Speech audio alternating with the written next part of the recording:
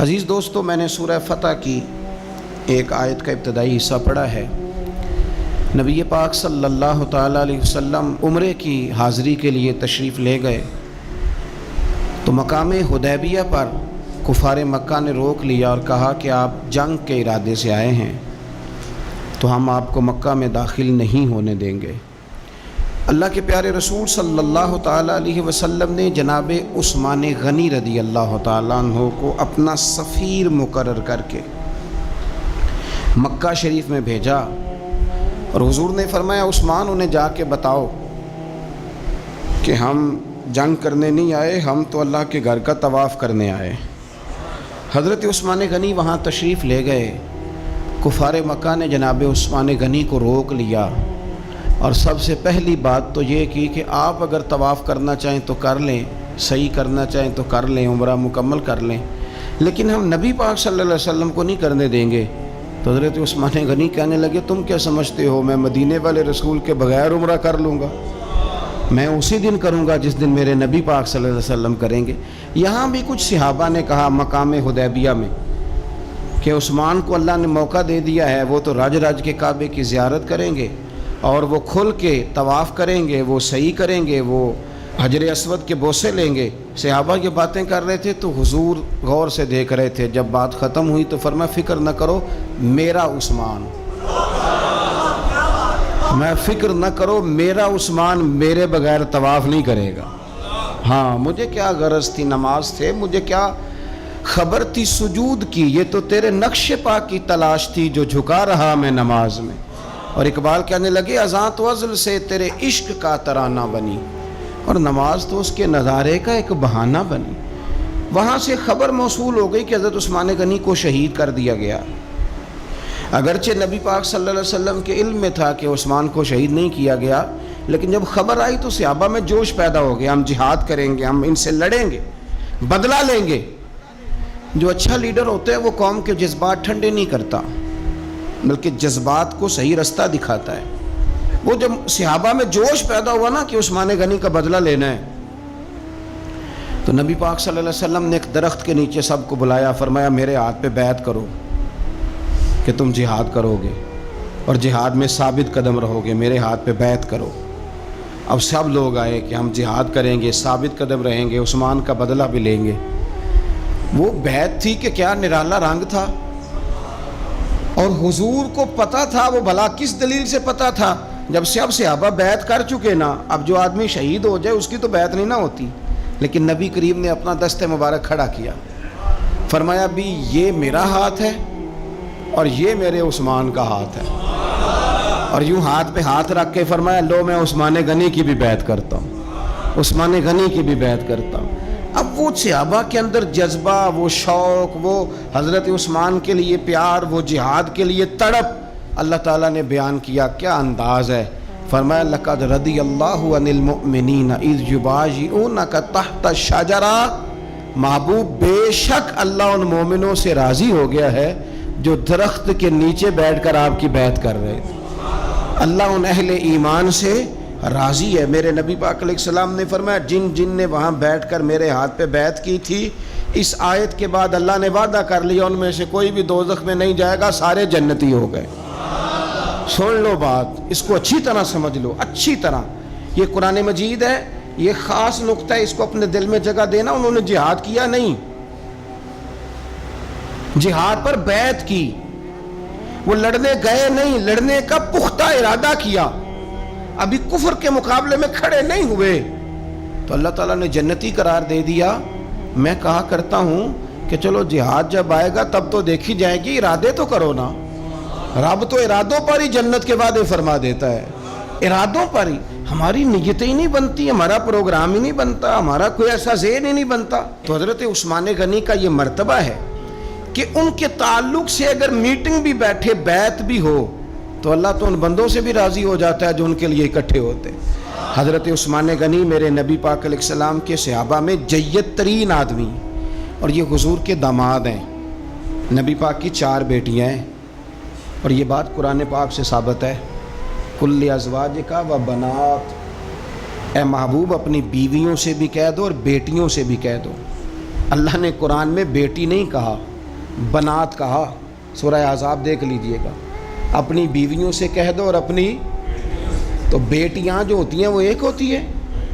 لوگ عمروں کا حساب لگاتے پھرتے ہیں، عمروں کا، اتنی عمر میں شادی ہو تو ہے. او خدا کے بندے تو کس چکر میں پڑ گیا ہے؟ جب رسول کریم صلی اللہ تعالیٰ علیہ وسلم کو رب کہہ رہے اپنی بیٹیوں سے کہہ دو. حضور کی 4 بیٹیاں، حضرت زینب حضور کی بڑی صاحبزادی ہیں، ان کی بڑی بیٹی حضرت امامہ بنت زینب صحیح بخاری میں موجود ہے. نبی پاک اپنی نواسی سے بڑا پیار کرتے تھے.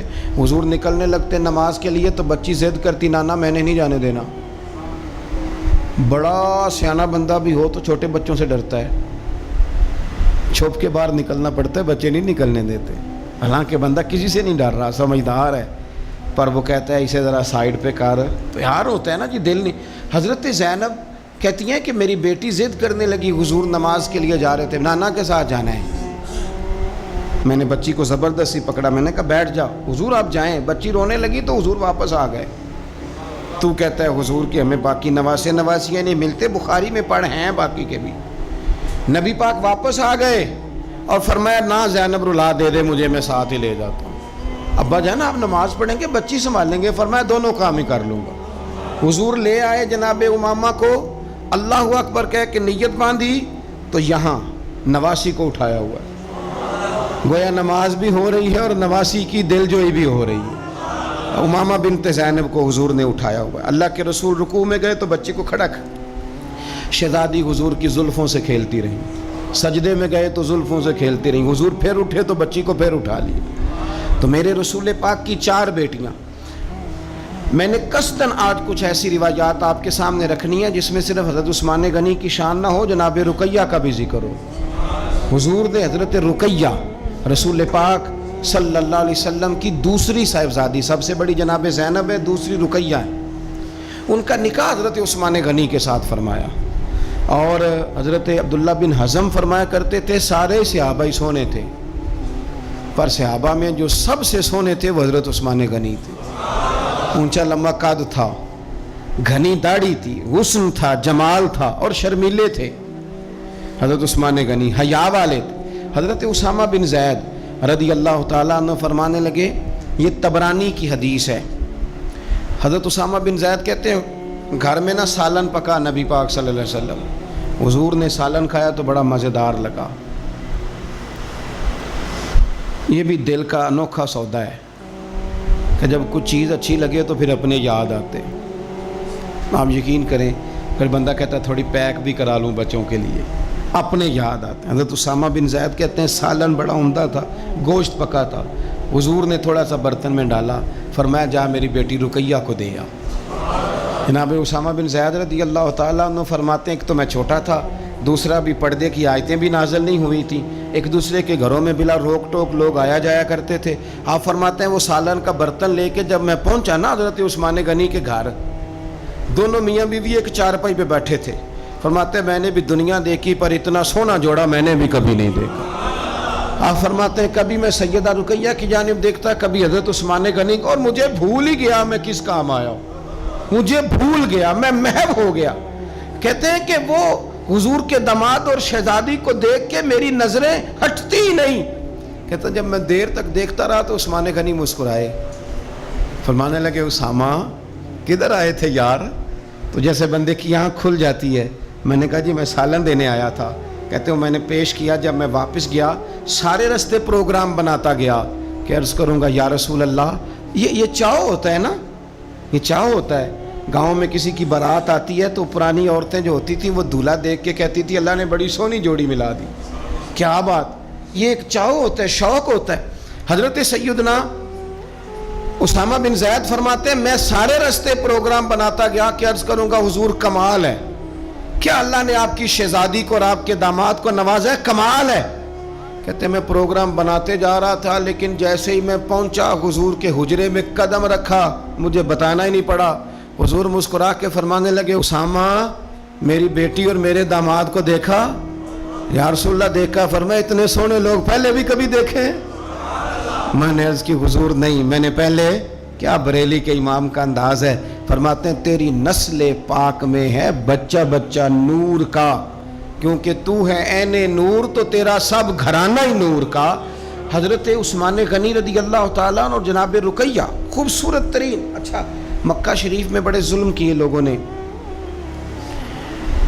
مسلمانوں پہ. مسلمان مجبور ہو گئے ہجرت کرنے کے لیے. ایک ہجرت مدینہ شریف سے پہلے ہوئی تھی, اس کو ہجرت حبشہ کہا جاتا ہے. اس ہجرت حبشہ میں نبی پاک کی شہزادی جناب رقیہ بھی شامل تھی اور حضرت عثمان غنی بھی شامل تھے. حضرت رقیہ نے اجازت مانگی, یا رسول اللہ سب لوگ حبشہ جا رہے ہیں تو میں اور عثمان بھی چلے جائیں.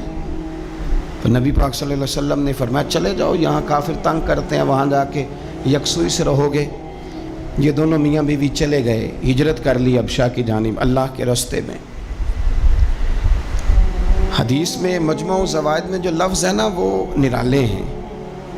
صحابہ فرماتے ہیں حضور ہر آنے جانے والے سے پوچھتے میری رقیہ کا کیا حال ہے, میرے عثمان کا کیا حال ہے, لیکن خبر نہ کوئی ملتی. حضور پریشان رہتے. صحابہ فرماتے ہیں ایک عورت ایک دن آئی, نبی پاک علیہ السلام نے اس سے بھی فوراً پوچھا بتاؤ نا میرے عثمان اور رقیہ کا کیا حال ہے, ملی ہو؟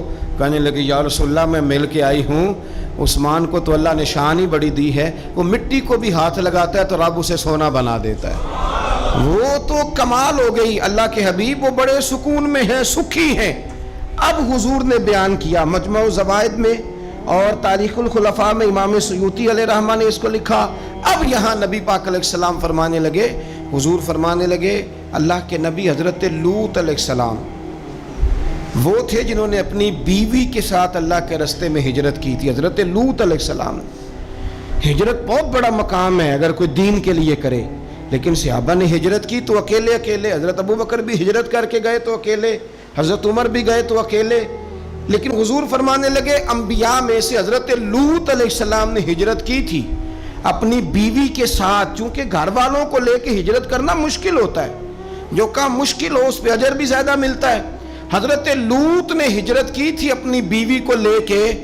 فرمایا جناب لوط سے لے کر آج تک دوبارہ اگر کسی جوڑے کو ہجرت کرنے کی سعادت ملی ہے تو وہ میرے عثمان اور میری بیٹی رقیہ کو ملی ہے. فرمایا عثمان نے اپنی بیوی سمیت ہجرت کی ہے. حضرت لوط علیہ السلام سے لے کر عثمان غنی تک اگر کبھی آپ اس پہلو کو سمجھیں تو بڑا ذائقہ دے گا کہ گھر بار چھوڑا ہے, ہر چیز قربان کی ہے. کس لیے؟ اللہ اور اللہ کے رسول کے لیے. تو یہ پہلا نبی پاک صلی اللہ علیہ وسلم نا اس جوڑے سے پیار کرتے. حکمتیں ہمارے ہاں پتہ کیا ہوتا ہے, کچھ دکھ نا ہم نے جان بوجھ کے گھڑ لیے ہیں, وہ دکھ نہیں ہیں جان بوجھ کے. مثلا ابا جی گئے بیٹی کے گھر میں شادی کے 2 4 5 مہینے کے بعد, تو واپس آ کے ابا جی رو پڑے. کیا ہو گیا جی آپ کو؟ کہتے ہیں اوہو میری تھی تے اتنے کام ہی بڑے کر دی پئی, میں نے بڑی لاڈوں سے پالی تھی, بڑی لاڈلی تھی, وہ میں گیا ہوں چولہے کے آگے کھڑی تھی. یہ جعلی دکھ ہے. اپنے گھر کا کام کر رہی تھی کہ یہاں وہ اللہ معاف کرے اسے نوکری کرا رہے تھے. تو یہ جان بوجھ کے گھڑے ہوئے دکھ ہیں جن کا کوئی معنی نہیں, کوئی مطلب نہیں. اپنے گھر کا کام کر کے بچی کی صحت بھی ٹھیک ہوگی, اس کے نظریات بھی پختہ ہوں گے اور خاوند کی عزت کرے گی, اسے راضی کرے گی, تو میرے رسول پاک نے فرمایا رب جنت بھی عطا فرمائے گا. لیکن یہ دکھ ہے جناب, وہ ہو میں گیا گرمی بڑی سخت تھی, یعنی یہ دکھ ہے کوئی کہ میری بیٹی روٹیاں پکاتی ہے جی, شکر کر پکاتی ہے, اللہ کا احسان سمجھ. یہ تو دور ہے وسوسوں کا. میں تو کہتا ہوں اس میں جو بندہ زیادہ مصروف ہے نا, اس کو روٹی کھانے کا ٹائم بھی مشکل سے ملتا ہے, وہ بھلا آدمی ہے. تھک کے سوئے, یہ ٹینشنوں میں نہ پڑے, چگلیوں میں نہ پڑے, غیبت میں نہ پڑے, گلے نہ کرے, بری سوچ نہ اسے آئے, اچھا اللہ کا شکر ادا کر. اور یہ پرانے لوگوں کے اندر یہ خاص, آج کل تو میں دیکھتا ہوں سارے بیچارے نوجوان لڑکے انہوں نے جمعے والے دن ہینگر لٹکائے ہوتے ہیں, پیچھے سارے کپڑے دھوبی سے استری کرا کے لا رہے ہوتے سارے, پتہ نہیں کہاں کام کاج ہوتے ہیں, ہمیں نہیں سمجھ آتی. سب نے سائیکل پہ روٹیاں لٹکائی ہوتی ہیں, کھانا پا گیا روٹیاں لے آؤ, کون سے کام کی بات. پھر بھی ابا جی رو رہے ہیں آ کے. اور یہ بچیوں کی ٹریننگ کریں, آپ یقین کریں یہ مفت کے رٹے ہیں, جھگڑے ہیں. کیا ہو جاتا ہے؟ سنو میرے رسول پاک نے کیا فرمایا. کسی نے پوچھا حضور بہترین مسلمان کون ہے؟ تو نبی پاک نے فرمایا جو سلام لینے میں پہل کرے اور روٹی زیادہ کھلائے. تو اگر آپ کی بیٹی کسی کو روٹی پکا کے کھلائے گی تو بہترین مسلمان بنے گی. کون سا دکھ آپ نے پالا؟ سنو میں آپ کو حدیث سناتا ہوں میرے نبی کریم علیہ السلام حضرت عثمان غنی کے گھر تشریف لے گئے. جناب عثمان غنی کے حضور اچانک گھر پہنچے. حضرت ابو ہریرہ رضی اللہ تعالیٰ عنہ فرمانے لگے جب نبی پاک علیہ السلام ان کے حجرہ نور میں داخل ہوئے نا تو نبی پاک کی شہزادی سے بڑھ کر تو کوئی شہزادی نہیں نا. یہ تو وہ خواتین ہیں جن کو قرآن نے سب سے بہترین کہا حضور کے گھر میں رہنے والے لوگوں کو. حضور کی لخت جگر جناب رقیہ. حضرت ابو ہریرہ کہتے ہیں حضور اچانک پہنچے حضرت عثمان غنی کے گھر تو جناب عثمان غنی چارپائی پہ بیٹھے تھے اور جناب رقیہ اپنے ہاتھوں سے ان کے بالوں میں پانی ڈال ڈال کے ان کے سر کو دھو رہی تھی. یعنی چکی بھی پیسیں جناب رقیہ, لیپا پوتی بھی کریں کچے مکان کو, گھر کا سارا کام کاج بھی کریں اور اپنے شوہر کے بالوں میں پانی ڈال کر وہ سر بھی دھوئے.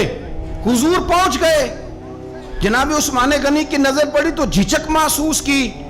حضرت رقیہ رضی اللہ تعالیٰ عنہ بھی ذرا ٹھہر گئیں.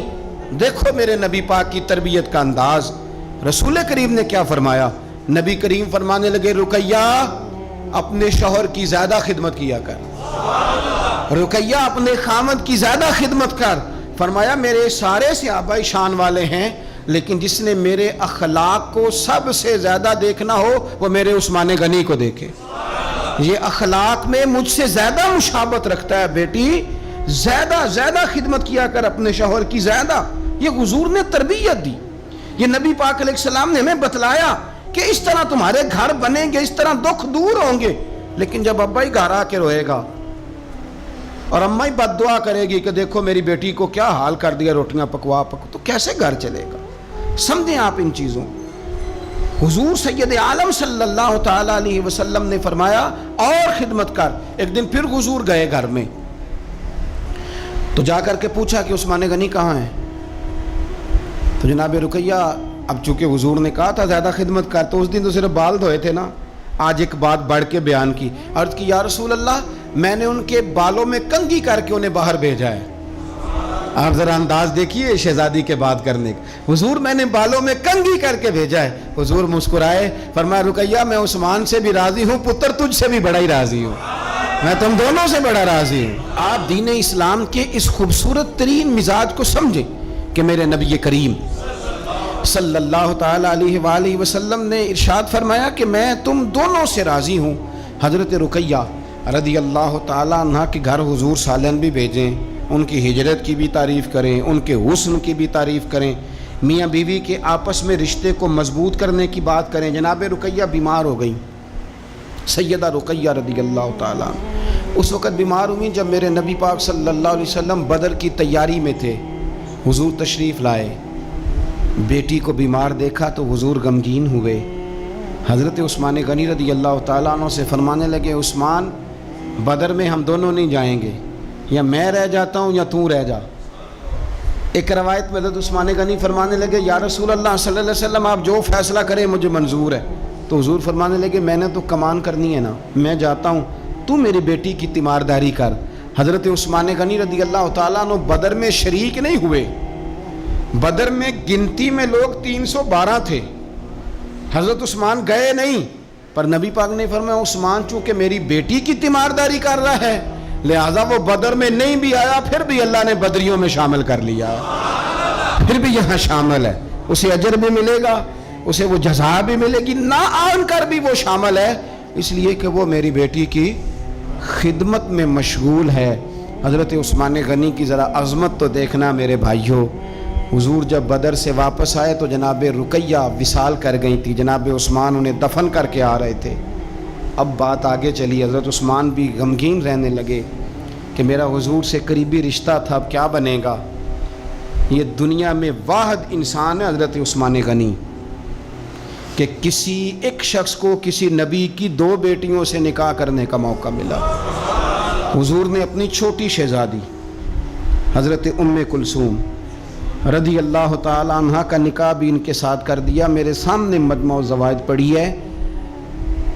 کچھ لوگوں نے پوچھا یا رسول اللہ آپ نے دوسری بیٹی کا بھی نکاح کر دیا؟ تو میرے رسول کریم نے فرمایا, نبی پاک فرمانے لگے میں نے خود سے نہیں کیا, میں نے اللہ کی وحی کے ساتھ, اللہ کے حکم کے ساتھ ام کلثوم کا نکاح عثمان غنی کے ساتھ کیا ہے. اور فرمایا یہ تو میری دوسری بیٹی ہے نا, میری 40 بھی ہوتی, ایک کے بعد دوسری وصال کرتی رہتی, میں ساری عثمان غنی کے نکاح میں دے دے.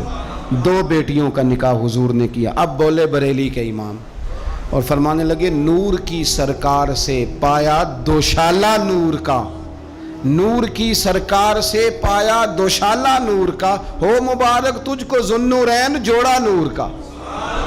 حضرت عثمان غنی سے نا حضور بڑا پیار کرتے تھے. آپ ناراض نہ ہونا, میں آپ کو ایک گزارش کرنے لگا ہوں, یہ میری بات یاد رکھنا, کوشش کرنا آپ کا مزاج کبھی کسی بندے کے لیے بوجھ نہ بنے, آپ کی طبیعت کبھی کسی پر بوجھ نہ بنے.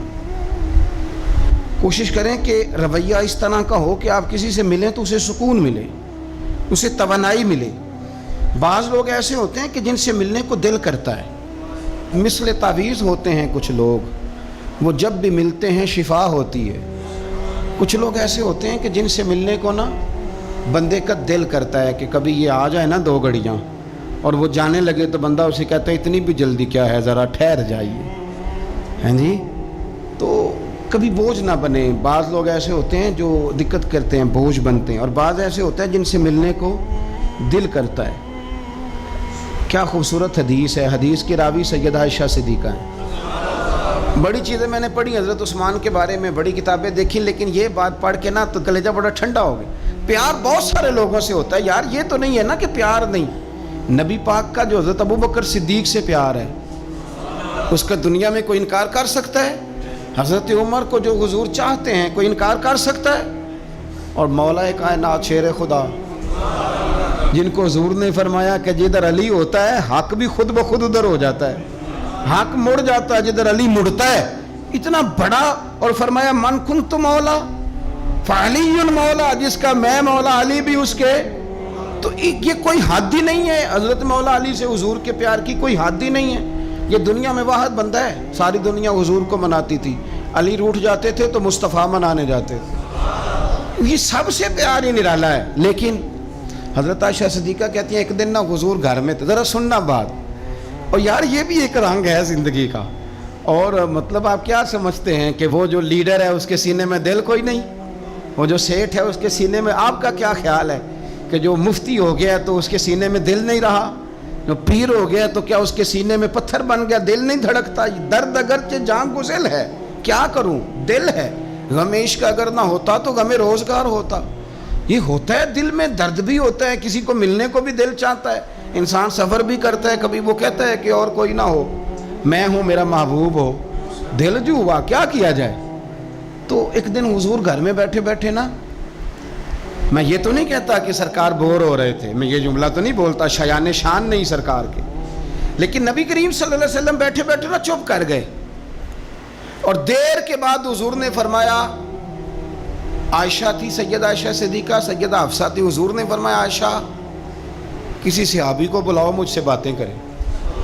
یعنی یہ پہلو نرالا ہے, کسی کو بلاؤ ذرا مجھ سے باتیں کرے. تو جناب عائشہ کہتی ہیں میں نے آؤ دیکھا نہ تاؤ دیکھا, بیٹیاں تو بات ہی باپ کی کرتی ہیں, اور نمبر دوسرا لگ جائے تو پھر بھائیوں کی, چلو تیسرے نمبر پہ میاں صاحب کی بھی باری آ ہی جاتی ہے, لیکن پہلے یہ 2 نمبر یہ ہوتا ہی ایسے. تو حضور نے فرمایا کسی کو بلاؤ ذرا مجھ سے باتیں کرے. تو حضرت عائشہ صدیقہ عرض کرنے لگی حضور بلاؤں اپنے ابا جان کو, جناب صدیق اکبر کو بلاؤں؟ حضور مسکرائے اور مسکرا کے فرمایا نہیں تو رہنے دے, پیار بڑا ہے اس میں کوئی شک والی نہیں, تو رہنے دے. تو حضرت حفصہ کہتی ہیں جب حضرت عائشہ پیچھے ہٹی تو میں نے فوراً آگے بڑھ کے نا تو عرض کی حضور میں اپنے ابا جی جناب عمر کو بلاؤں؟ تو حضور پھر مسکرائے, فرمایا ٹھیک ہے عمر بھی, پر تو مہربانی کر رہنے دے, قربان جاؤں حضرت عثمان آپ کی شان پر, کیا نصیبہ ہے. کہتی ہیں پھر ہم نے عرض کی حضور آپ ہی بتا دیں کس کو بلائیں. تو کہتی ہے ہم نے حضور کے چہرے پر عجیب سی سنجیدگی دیکھی. حضور فرمانے لگے کوئی میرے عثمان کو بلاؤ, کوئی میرے عثمان کو بلاؤ, میں اس سے باتیں کرنا چاہتا ہوں.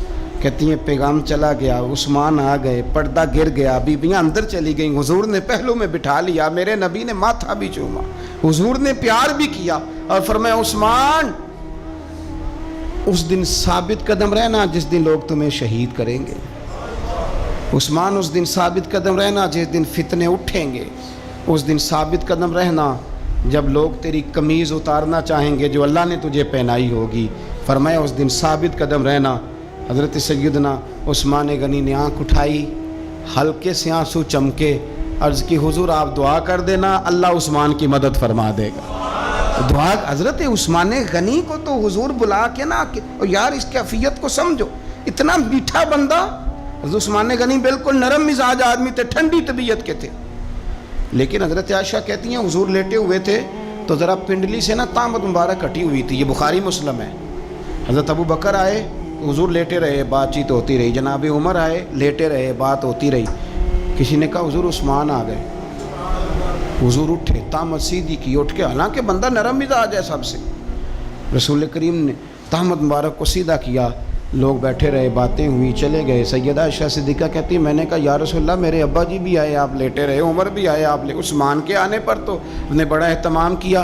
تو حضور فرمانے لگے عائشہ اس سے حیا نہ کرو جس کی فرشتے بھی حیا کرتے ہیں۔ اللہ کرے آپ کو سمجھ آئے۔ میں بات ختم کرنے لگا ہوں، یہ حدیث پڑھنی ضروری ہو گئی تھی۔ اور اس کی حیا نہ کرو جس کی فرشتے حیا کریں، جس کی مصطفیٰ حیا کریں۔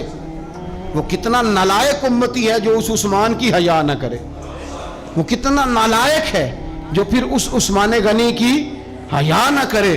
ہمیں ہر موقع پر سیدنا عثمان غنی کی حیا کرنی۔ حضرت عثمان غنی کی زندگی کے 3 پہلو بڑے نمایاں ہیں، 3 پہلو بڑے۔ ایک تو حضرت عثمان غنی رضی اللہ تعالیٰ عنہ بہت زیادہ سخاوت کرنے والے تھے۔ میں نے جو لفظ کہے سوچ سمجھ کے کہے، یعنی زیادہ نہیں، بہت زیادہ سخاوت، بہت زیادہ سخاوت۔ اور دوسرا بہت زیادہ شرم و حیا والے تھے۔ فرماتے تھے باتھ روم کے اندر بھی کپڑے اتار کے غسل نہیں کرتا، شرم و حیا والے تھے۔ اور تیسرا اللہ سے بہت زیادہ ڈرنے والے۔ یہ 3 خوبیاں اس مسلمان کے اندر پیدا ہو جاتی ہیں، وہ ایک خوبصورت مسلمان بن جاتا ہے۔ اللہ ہمیں ان کے رستوں کا مسافر بنائے۔